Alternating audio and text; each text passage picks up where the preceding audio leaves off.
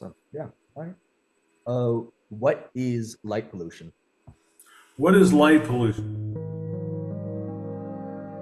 Light pollution is artificial light, human-produced light that goes up where it's not needed, not wanted, basically. In other words, going out into space, disturbing birds. It's just energy that's not directed where it needs to go. And what it does to the night sky, it reflects back down on us. The same thing as noise pollution. If you say classical music and you love to listen to classical music in your living room, and every day your neighbor's out there with a jackhammer knocking down a wall or something, and it's stunning. That's what overlighting does. And then you have very distinct, harsh, dark shadow areas. And in those areas, you can't see anything because you've lost your night vision. So you don't see things that are in shaded areas. Our eyes adjust to light conditions. Your pupils constrict or dilate, right, according to ambient light around you. If you are in a really bright light area, your pupils are going to constrict and you're going to lose the sensitivity to more subtle things in the environment. Light pollution happens because the use of lighting, outdoor lighting, is not very well understood by people. We have a circadian rhythm, which is a product of evolving, as an organism. If you're around that kind of light at night, you're not going to produce melatonin. Your circadian rhythm is disrupted. Your brain doesn't know when it's time to shut down, relax, and prepare to sleep. It's true also for other forms of life besides humans, obviously. Pollinators, for example, about 60% of the pollination of flowers and fruit, crops, and so on happens at night. Creatures like bats and moths do a lot of the pollination. If you have artificial light on constantly, you disrupt the pollination phenomenon, which we need for growing plants and trees and fruits.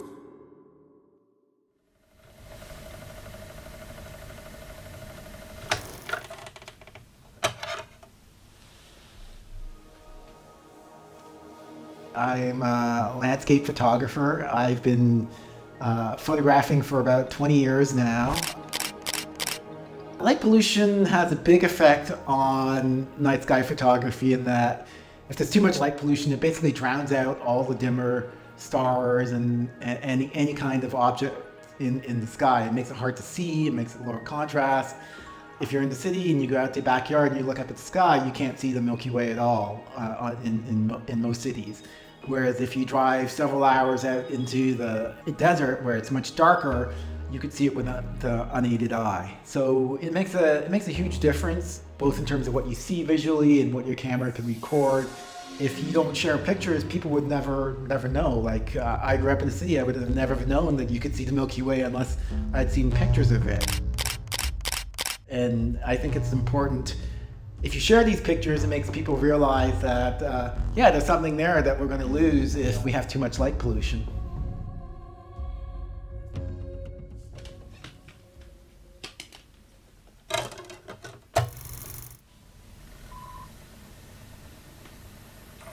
I think it's enormously meaningful. The night sky has always been associated with all kinds of ways people get meanings. I'm fascinated by the perspective that people can get. I mean, for myself, let's say I had a rough week or, overworked or something, and then I'm looking at a galaxy, and the photons from that galaxy have traveled millions of miles, and they end up going through the optical train of my telescope, bouncing off a mirror and winding up, hitting my retina where I can perceive it.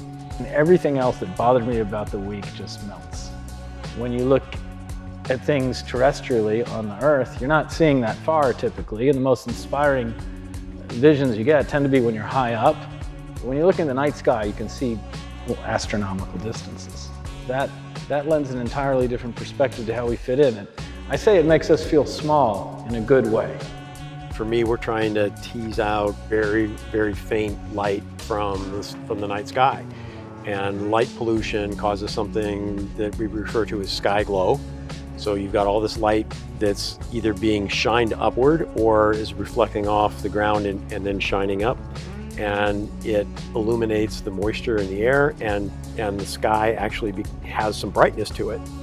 And so very, very faint stars and nebulas can't be seen because they're actually fainter than the sky glow.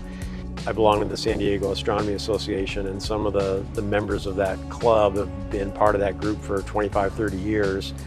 They have an observing site out in the desert that's been around since the mid-70s, and they complain a lot about how much things have changed in the last 25, 30 years and how much things have gotten brighter.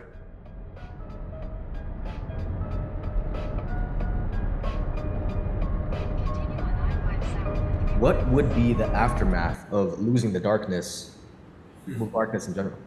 Your question is interesting because it's like someone who's already lost something asking what happens if we lose it. It's already lost, where you live. The question is, are we going to get it back? Are we going to continue to see people's health negatively affected by light pollution, by having an unhealthy environment? It's a part that people often aren't aware of. That's the thing about it. It's actually a lot easier to cure than other kinds of pollution. All you have to do is turn it off. And that's all it takes, is to remove the unnecessary lighting or use less lighting or have a better lighting temperature. So we have a lighting ordinance now in Julian where the community has shown an interest and commitment to being a dark sky community that's a lot more restrictive in terms of light usage.